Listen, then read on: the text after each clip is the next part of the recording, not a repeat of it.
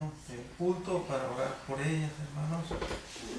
Siempre hay necesidad, empezando por nuestra vida, en nuestra familia, en nuestra comunidad y en todos lados hay necesidad de Dios. No es mucho lo que se necesita para darle la espalda a Dios. No se ocupa hacer ningún esfuerzo para volverse atrás. Es muy fácil, es muy sencillo.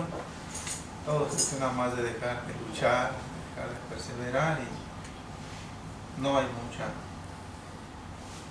mucha lucha que hacer para eso, pero para servirle a Dios sí hay que luchar todos los días. Amén.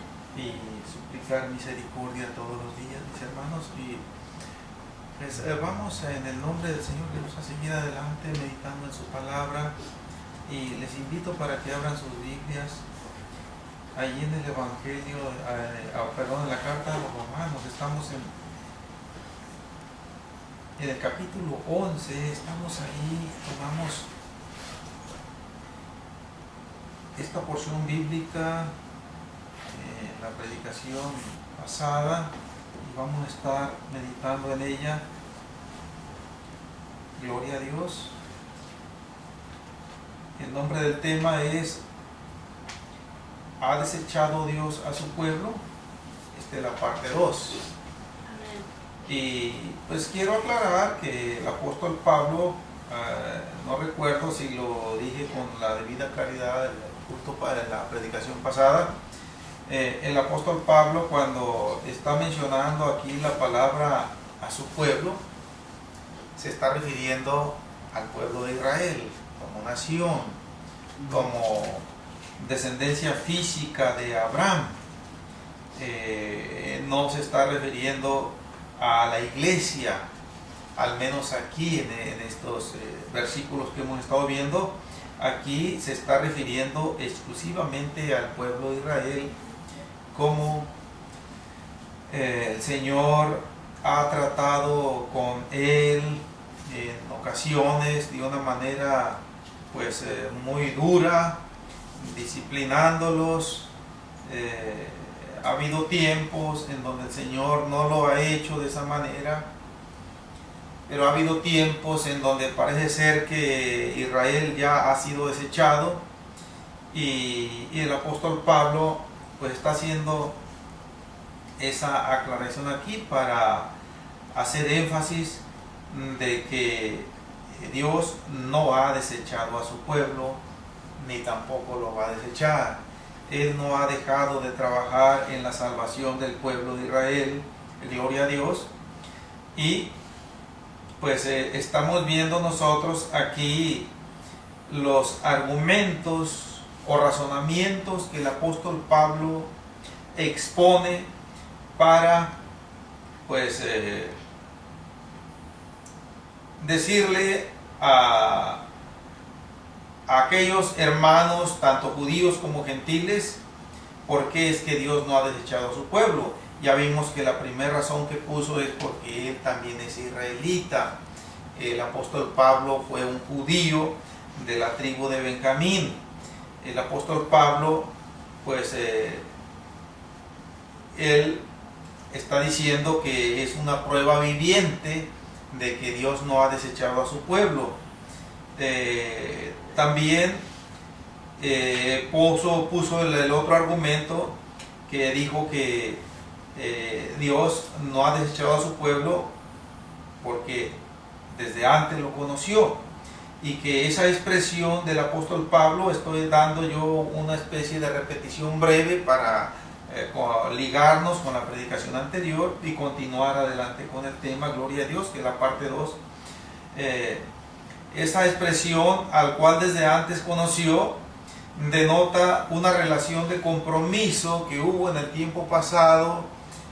Dios hizo pacto con el pueblo, y se inició esta relación con Abraham, en donde el Señor le hizo promesas tanto a él como a su descendencia, y que ese pacto que Dios hizo en el tiempo antiguo con los patriarcas se está refiriendo a una relación de compromiso que Dios no puede romper y que es de una manera similar a como el esposo toma a la esposa de una manera exclusiva para tener esa relación con ella y de esa forma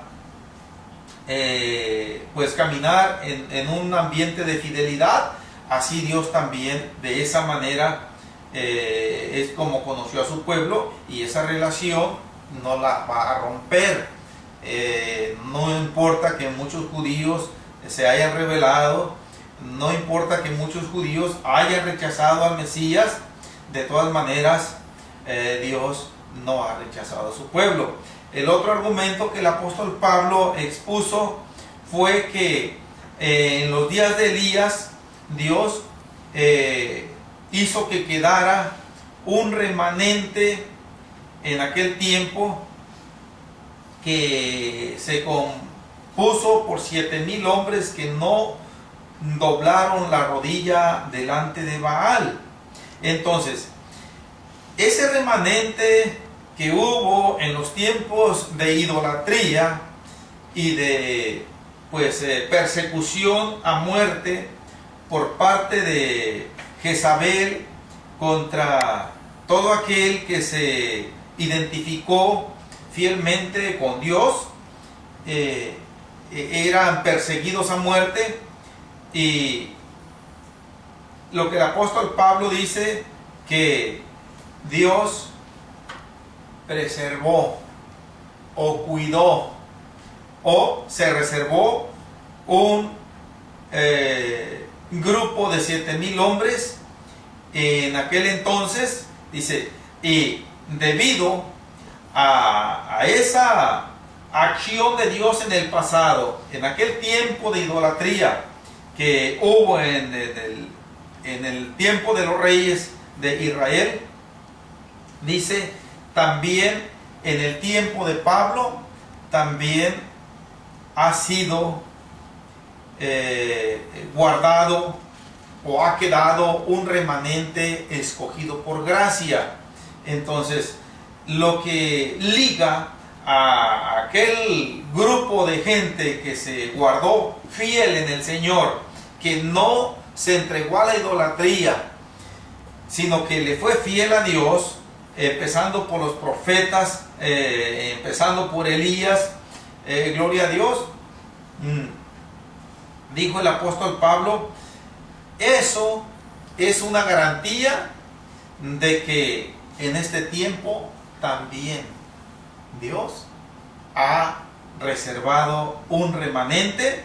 Y lo que liga al acontecimiento de aquel tiempo de Elías a los tiempos de Pablo es que en ambos casos Dios fue el que intervino.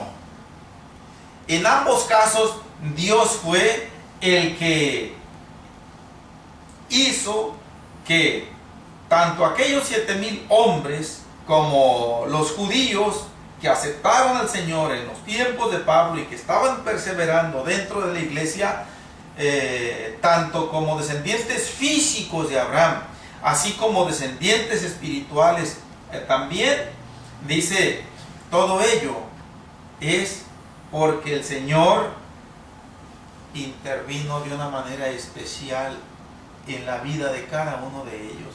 Si el Señor no los hubiera guardado, aquellos 7,000 en los tiempos de Elías, ellos no se hubieran mantenido fieles. Lo que el Señor está diciendo, yo fui el que los sostuve, yo fui el que estuve con ellos. Si yo no los hubiera fortalecido, si yo no hubiera obrado en ellos, ellos no hubieran podido guardarse fieles en mí. Entonces el apóstol Pablo dice que es la gracia de Dios la que influyó para que esos fieles, tanto del tiempo de Elías como en los tiempos en que el apóstol Pablo estaba viviendo, fue lo decisivo para que siempre haya dentro del pueblo judío gente que camine con Dios Y de esa manera se están ellos, pues de algún modo identificando con la descendencia verdadera que Dios le prometió a Abraham, que es la descendencia espiritual en Cristo Jesús. Gloria a Dios. Pero el apóstol Pablo, como que él no queda satisfecho cuando concluye el versículo 5, en donde dice, ha quedado un remanente escogido por gracia. Como que él no queda del todo satisfecho de que sus oyentes, sus lectores, entiendan correctamente a qué se refiere la expresión escogido por gracia, refiriéndose al remanente. Y en el versículo 6 hace un énfasis más centrado en lo que es la gracia en contraste con las obras. Y dice, y si por gracia, ya no es por obras. De otra manera, la gracia ya no es gracia. Y si por obras, ya no es gracia. De otra manera, la obra ya no es obra. El versículo 6 es un razonamiento que el apóstol Pablo expone ahí para fortalecer lo que acaba de decir en el versículo 5, escogidos por gracia. Él quiere que el pueblo de Israel, que todavía estaba en su mayor parte, empeñados en ganarse la salvación por méritos personales, por méritos propios, en ganarse la salvación por obras, el apóstol Pablo quiere que entiendan bien de que la salvación, de que el perseverar en el camino de Dios, de que hayamos sido nosotros visitados por Dios, no es porque nosotros hayamos tenido ningún mérito en ningún sentido. Esto tal vez nosotros nunca lo vamos a comprender. Esto tal vez la mayoría de la iglesia nunca lo va a comprender. ¿Cómo es que opera la gracia de Dios? Esta decisión se hizo, nuestra mente no alcanza a llegar allá. Nuestra mente solamente alcanza a llegar hasta las páginas de la palabra de Dios y se pierde, se extravía en el tiempo si quiere irse al pasado para ver en dónde aparecí yo en la mente de Dios para que un día Él me tomara en cuenta, me visitara, obrara, cambiara mi vida, me regenerara, me transformara y que me hiciera una nueva criatura. Para eso, en mí no había los elementos necesarios, ni la capacidad, ni lo habrá jamás para haber experimentado ese cambio. Gloria a Dios. Lo único que hace el elemento humano es así, ser dócil, recibir ese regalo gratuito de Dios y corresponder a través de la instrumentalidad de la fe, que va ligada estrechamente con la obediencia a todo aquello que Dios demanda en su palabra, sin que en ningún momento se albergue alguna. El apóstol Pablo menciona la palabra más adelante en el versículo 25. Esa palabra que yo voy a adelantarme para mencionarla aquí, la palabra arrogancia. La palabra, aquí el apóstol Pablo dice, porque no quiero, hermanos, que ignoréis este misterio. Notemos, mis hermanos, la palabra misterio, es lo que yo les decía. Algo que es un misterio es algo que no se conoce. Es algo que está fuera de nuestro razonamiento. Es algo que no está claro.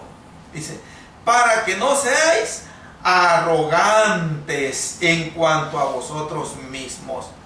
Porque la palabra arrogante quiere decir ser altivo, soberbio y ver a los demás con menosprecio.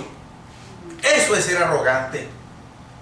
En otras palabras, creer que lo que yo soy y que lo que yo tengo es 100% porque yo soy mejor que los demás, porque yo soy más capaz que los demás, porque tengo una mente mucho más abierta, mucho más rápida para pensar, para decidir, y aquellos son más retardados, y es por eso que yo tengo y estoy en la posición en que me estoy.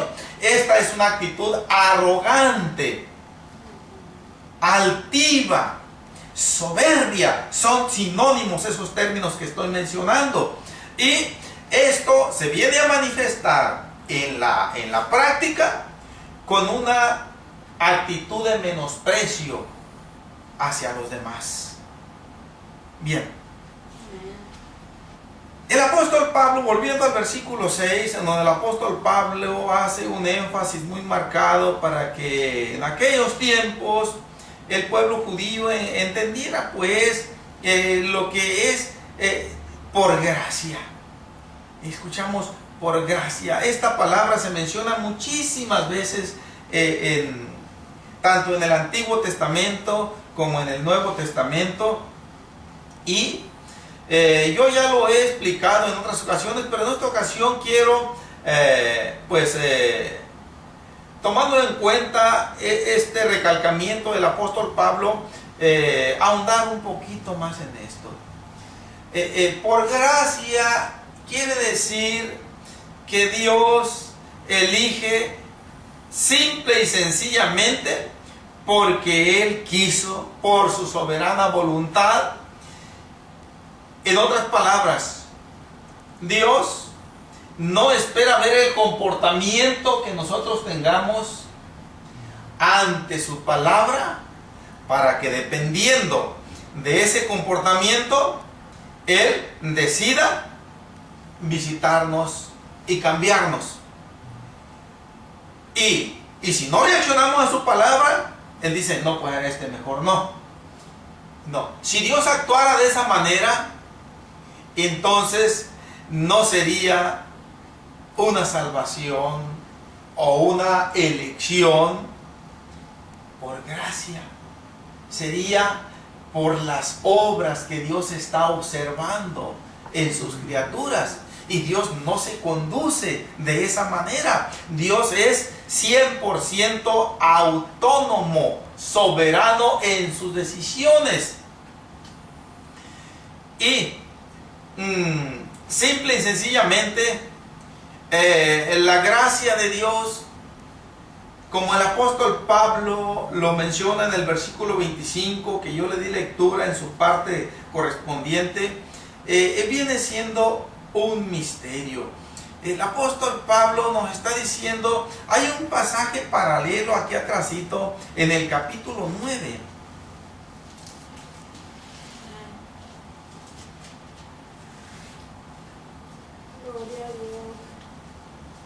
Este contexto que vamos a leer aquí, mis hermanos, del versículo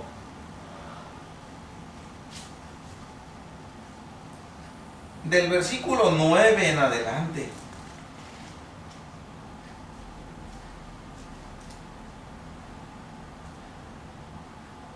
nos ayuda, creo, a entender al menos un poco más en nuestro razonamiento limitado ese atributo de la gracia de Dios en la elección. Verso 9. Porque la palabra de la promesa es esta: por este tiempo vendré y Sara tendrá un hijo. Esa es la palabra de la promesa. De ahí iban a partir, gloria a Dios, una serie de acciones de Dios hacia Abraham, hacia Sara y hacia sus descendientes, que iban a tener estrecho vínculo con esta promesa. Podemos nosotros decir que aquí es donde Dios conoció al pueblo de Israel. Cuando dijo, Dios no ha desechado a su pueblo, al cual desde antes conoció. Bien, versículo 10. Y no solo eso. Notemos, el apóstol Pablo está encimando otra razón para que veamos lo misteriosa que es la gracia de Dios. Primeramente dice que le prometió a Abraham, por este tiempo vendré y Sara tendrá un hijo. Acordémonos que en aquella ocasión Dios le hizo esa promesa a Abraham. Sara estaba escuchando adentrito de la tienda, detrás de la puerta, estaba escuchando eso que los ángeles aquellos de parte de Dios le estaban diciendo a Abraham. Y cuando Sara escuchó esa promesa, dice que se rió. Pero no se rió de una manera sarcástica, burlona. No, claro. Sara se rió por la situación en que estaban ella y Abraham, y que para ellos era algo imposible. Ahora, pero yendo un poquito más de reversa a esta promesa, a esta palabra de la promesa. ¿Qué le hizo a Dios dar esta promesa? ¿Qué fue lo que influyó? ¿Cómo podríamos decirlo? ¿Acaso Abraham le hizo algún favor a Dios tan grande que Dios se sintió de alguna manera obligado a retribuirle a Abraham? No. Esto fue algo autónomo, soberano de parte de Dios. Nadie influyó en ello. Ahora, cuando el apóstol Pablo, pensaba que algún animal se había metido por acá cuando el que se cayó eso. Cuando el apóstol Pablo continúa y dice, y no solo eso, viene algo también que él quiere añadir para que se entienda, dentro de lo que cabe esta palabra se entienda, porque esto es un misterio, cómo operó en lo que fue la elección por gracia. Dice, y no solo esto, sino también cuando Rebeca concibió de uno, de Isaac nuestro padre, pues no habían aún nacido, ni habían hecho aún ni bien ni mal, para que el propósito de Dios conforme a la elección permaneciese, no por las obras, sino por el que llama. Aquí hay una palabra que el apóstol Pablo está poniendo y que solamente está cambiando de término, pero quiere decir lo mismo. Cuando dice, para que el propósito de Dios conforme a la elección.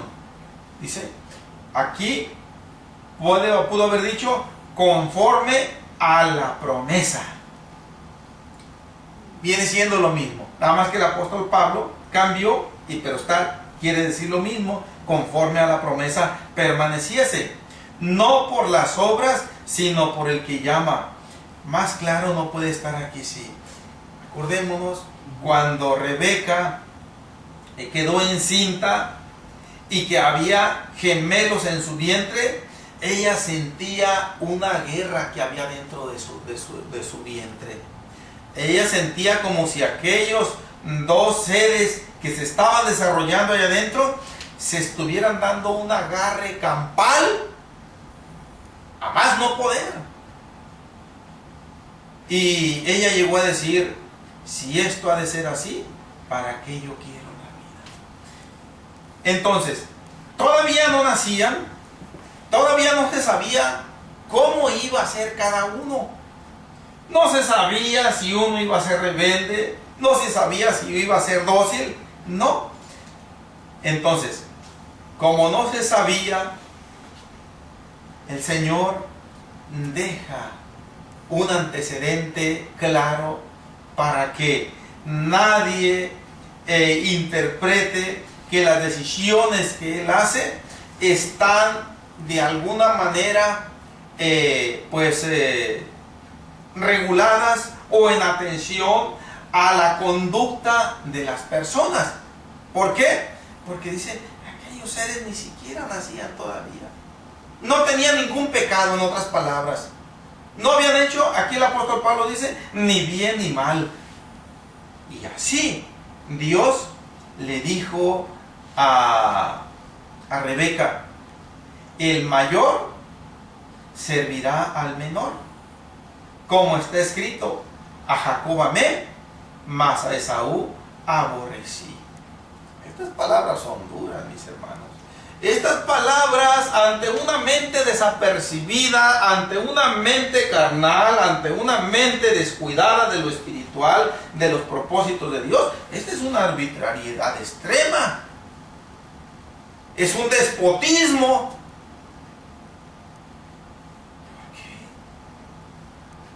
Jacob amó y por qué a Esaú aborreció.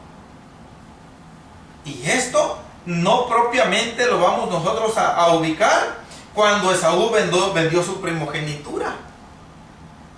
Porque en todo caso también Jacob no actuó muy derecho, que digamos. Hizo una serie de fraudes. Mintió. Suplantó el lugar de su hermano a base de mentiras. Ahora, esto para nosotros, si nosotros nos descuidamos, si nosotros tratamos de encontrarle una explicación, un razonamiento de acuerdo a la lógica humana, nos vamos a meter en serios problemas aquí.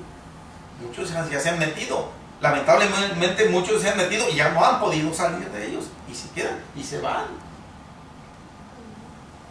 Dios, en su gracia, actúa de una manera tan misteriosa, mis hermanos. El apóstol Pablo ya escribió esa palabra ahí. Tan misteriosa porque él aquí quiero seguir adelante antes de mencionar esto que voy a mencionar, versículo 14. El apóstol Pablo, como miren, preveyendo, el apóstol Pablo preveyendo que uno de sus oyentes, inclusive aquí yo he estado mencionando, se deje ir por la lógica humana. Eso es injusto. Y Pablo, esa es una injusticia. La lógica humana. Y el apóstol Pablo lo menciona aquí en el versículo 14. ¿Qué pues diremos? ¿Que hay injusticia en Dios? Y él mismo contesta, en ninguna manera. Entonces, ¿cómo está eso?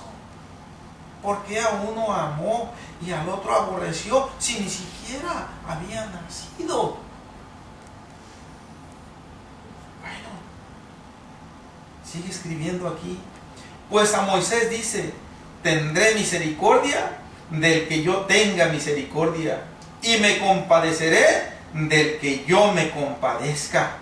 Así que no depende del que quiere ni del que corre, sino de Dios que tiene misericordia.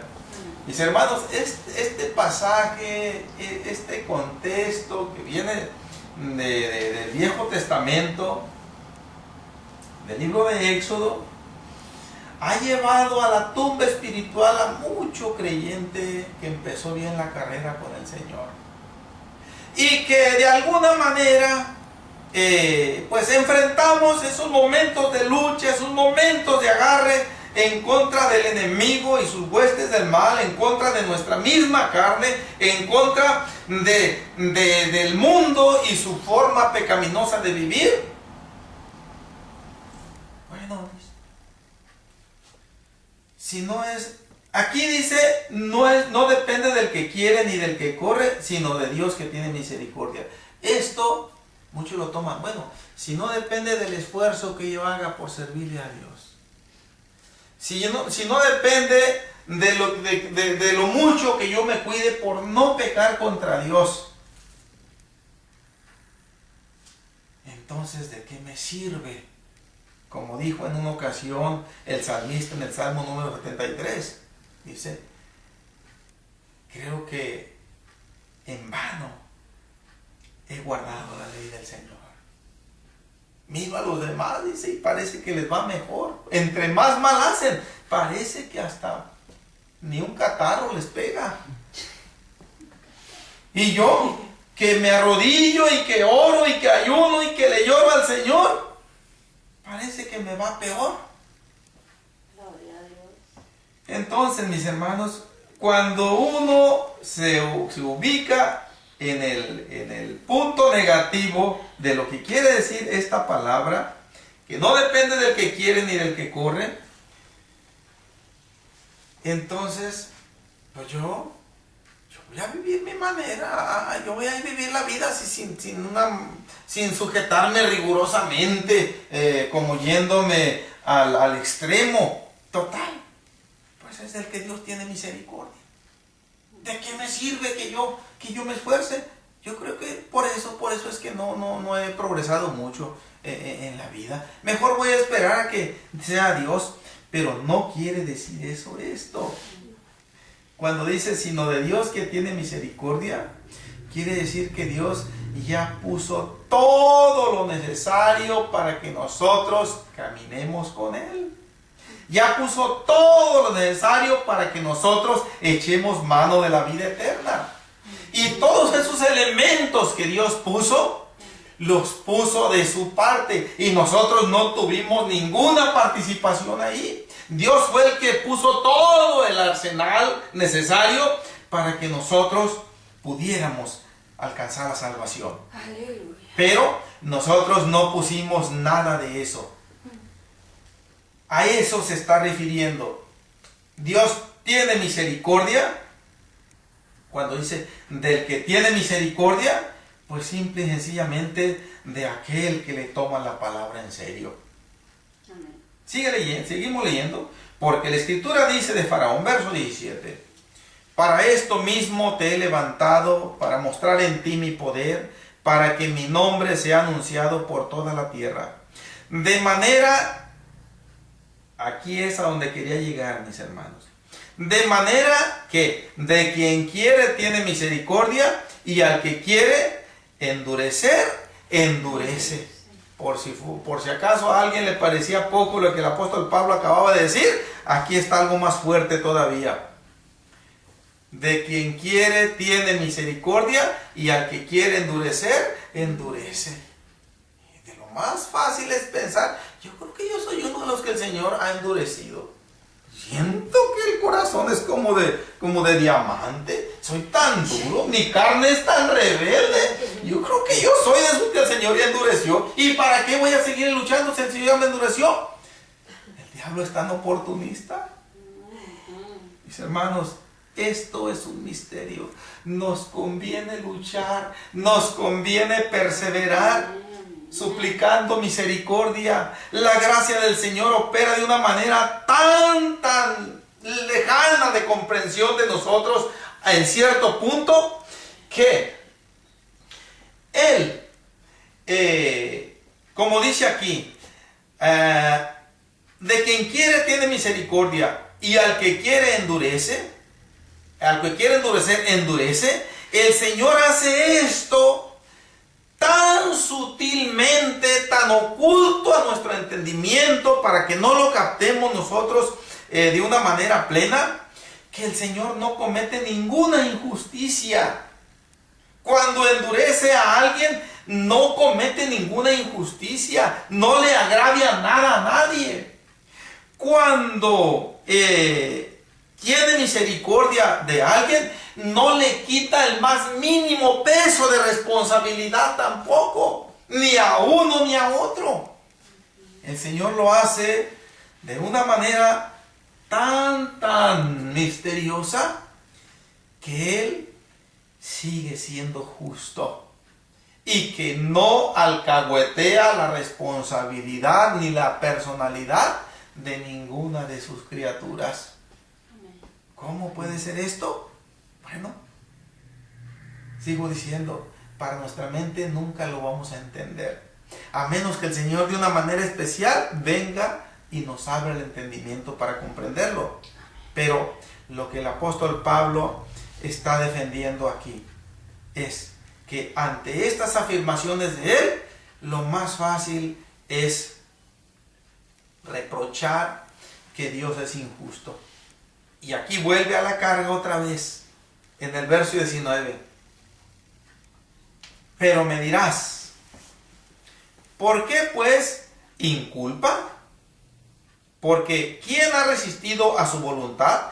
Estas preguntas Pablo las hace en vista de lo que acaba de decir.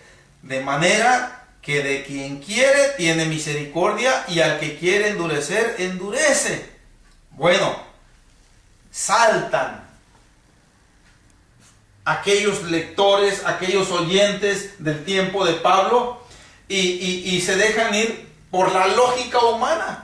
Bueno, y si él es el que hace esto, si él es el que endurece, no es uno el que se revela, como que a uno lo deja sin control ya.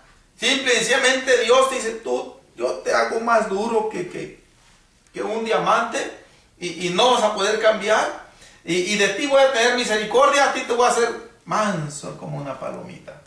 Dice, si Dios lo hace así, entonces, ¿por qué inculpa? O sea, ¿por qué le echa la culpa a uno y a otro no? Y el apóstol Pablo empieza a desarrollar y decir, nosotros no somos nadie para altercar con lo que Dios ha hecho, con lo que Dios ha planificado, con lo que Él ha proyectado. Simple y sencillamente, aun cuando nosotros no lo comprendemos, Él es justo. Aun cuando para la mayoría del pueblo de Israel y para la mayoría de la humanidad esto no sea justo, Él sigue y seguirá siendo justo, limpio en todo lo que habla y en todo lo que hace. Y toma la figura ahí adelantito, el apóstol Pablo dice, ¿dónde se ha visto? Dice que el barro hable y le diga al alfarero, oye, no me gustó que me hicieras taza, me hubieras hecho un vaso, o me hubieras hecho un plato ancho, un plato hondo, me hubieras hecho una jarra mejor. ¿Cuándo se ha visto eso? Dice el apóstol Pablo. A ver, dígame, ¿cuándo se ha visto eso? Pues así como el barro nunca le puede altercar al alfarero, así también nosotros no podemos razonar con Dios. Y si queremos hacerlo, nos vamos a equivocar. Gloria a Dios. Mis hermanos, esto que yo acabo de explicar, quizás el apóstol Pablo quiso meterlo en la cabeza de aquellos hermanos judíos de su tiempo que no querían aceptar el evangelio, no querían aceptar esa salvación por gracia. Ellos querían poner las obras de su propia justicia. Y el apóstol Pablo les dice, si es así, entonces deja de ser por gracia. Y si la salvación no es por gracia, no existe otra forma en que podamos nosotros alcanzarla. Cuando nosotros queremos hacer a un lado esa gracia de Dios y poner en su lugar nuestra propia manera de querer salvarnos, entonces queremos hacerlo por las obras, les está diciendo. Y de esa manera nunca vamos a poder llegar al cielo. Gloria a Dios. Esto, hermanos, que yo acabo de mencionar, en el caso muy personal de cada uno de nosotros, yo mencionaba, yo puedo decirlo, yo era el peor de la cuadra, cuando menos de la colonia donde yo vivía. ¿Y por qué el Señor me visitó? créanme que yo había tenido pensamientos homicidas para mí, para mi esposa, para mis hijos. No era cosa buena. Yo pienso que, yo creo que ninguno de los de la cuadra donde yo vivía se hubieran atrevido a pensar esas atrocidades, esas horrorosidades. Y aún en esa condición el Señor le plació visitarme y empezar a tratar con mí, gloria a Dios. ¿Por qué lo hizo? No porque yo tenía mérito alguno. Fue por esa elección por gracia. Gloria a Dios. Ahora, puesto que nosotros no tenemos ningún mérito en todo esto que yo he estado mencionando, tampoco los judíos, ni ninguna criatura del Señor, ni los ángeles siquiera, todo es por la gracia de Dios, todo es por ese don inmerecido para con nosotros, por ese regalo inmerecido que nosotros, además de que no lo merecíamos, no lo merecemos ni lo mereceremos, nunca podemos ganarlo por nuestra propia capacidad.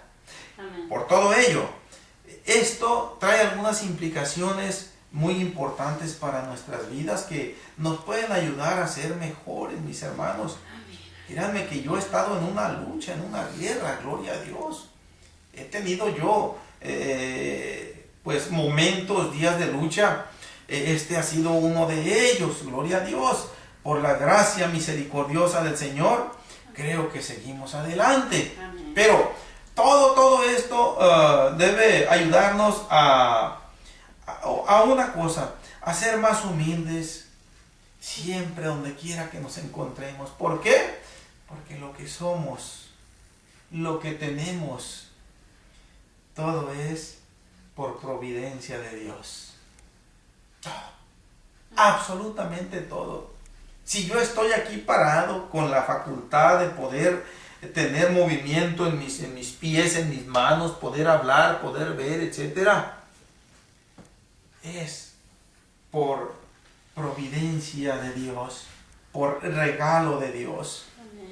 Entonces, esto debe ser un incentivo para mí para ser más humilde, más manso, más tolerante, más perdonador, más alegre, más valiente en la tierra, gloria a Dios. Bueno,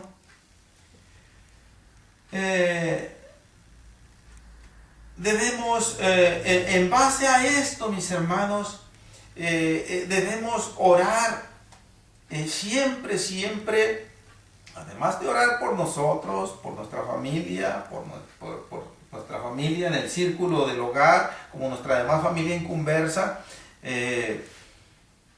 debemos orar por las personas.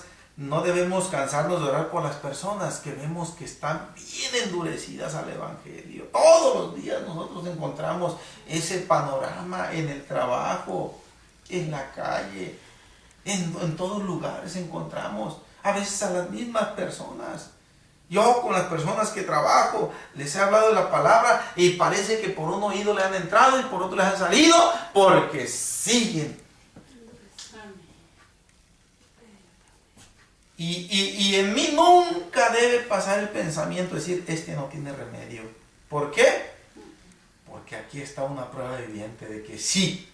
Aleluya. ¿Sí? No es porque el hermano Cayetano vaya a transformar a alguien, sino aquel que por gracia lo hace, él sí puede hacerlo. Bendito Dios. Amén. Y la prueba, ahí está el apóstol Pablo como era antes. Ahí está el hermano Cayetano, el hermano Salomón, que andaba por allá también. Y así cada uno de nosotros. Entonces, con base en eso, oremos por aquellos que vemos que están endurecidos ante la palabra de Dios. Sean hombres o sean mujeres. Gloria a Dios. ¿Por qué? Porque el Señor sí puede cambiarlos. Y nuestra oración puede influir en ese accionar de Dios. Gloria a Dios. Esto también, hermanos, nos motiva para no dejar de compartir el Evangelio con todos.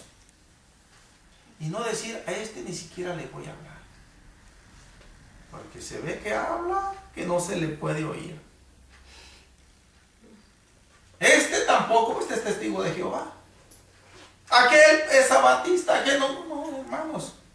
El apóstol Pablo dijo, porque no me avergüenzo del evangelio, porque es poder de Dios para salvación a todo aquel que cree, al judío primeramente y también al griego. Aquí en esta carta de Romanos, en el capítulo 1, versículo 15 y versículo 16, el apóstol Pablo lo menciona. Entonces, como el evangelio es poder de Dios, tiene toda la autoridad para cambiar hasta el más duro corazón. Entonces, nosotros tenemos toda la libertad y, ¿por qué no decirlo?, todo el optimismo cuando compartimos el evangelio. Ahora, muchas veces esto yo no lo estoy diciendo de que lo hablemos, de que demos una especie de citas bíblicas o de que hablemos. Simple y sencillamente cuando la situación no se presta para más, con nuestro comportamiento. Todos están hablando cada palabra obscena, cada palabra ociosa, cada palabra descompuesta, que se vea que hay alguien ahí que no está participando en ello. Y con eso estamos compartiendo el evangelio también. Amén. Gloria a Dios. Amén. Tenemos que decirle a las personas cuando escuchemos decir, de mi parte, a mí me ha tocado esta experiencia, y con la misma familia consanguínea, me han dicho, es que eso no es para mí, eso es para otros, pero para mí no es. Yo no siento que tenga esa inclinación de leer la Biblia. Yo no siento que tenga esa motivación de hacerme aleluya, de hacerme hermano, de ir a una iglesia. Eso no es para mí. Puesto que la salvación es por gracia, nosotros podemos decirle con toda confianza, no es por lo que somos. La salvación es por gracia. No hay ninguna razón para que alguien diga que ha quedado excluido de la salvación, sino que todos estamos en ese llamado de Dios. Venid a mí todos los que estéis trabajados y cargados, que yo os haré descansar. Amén. Ese es el llamamiento que hace Dios. ¿Y a quién se lo hace? Claro que no se lo hace a la gente justa, porque no la va a encontrar. Dice, a todos los que estéis trabajados y cargados, a todos aquellos que estén hasta el fango del pecado, dice, vengan para acá.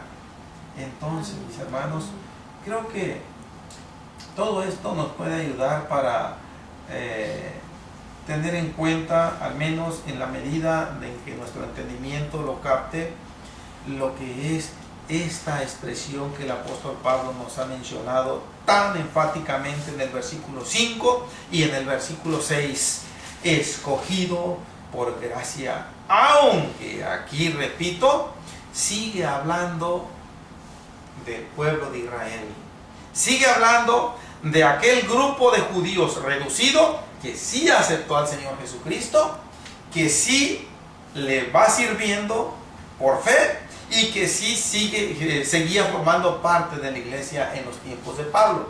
A ese remanente se está refiriendo. No ha dejado de estar hablando del pueblo judío.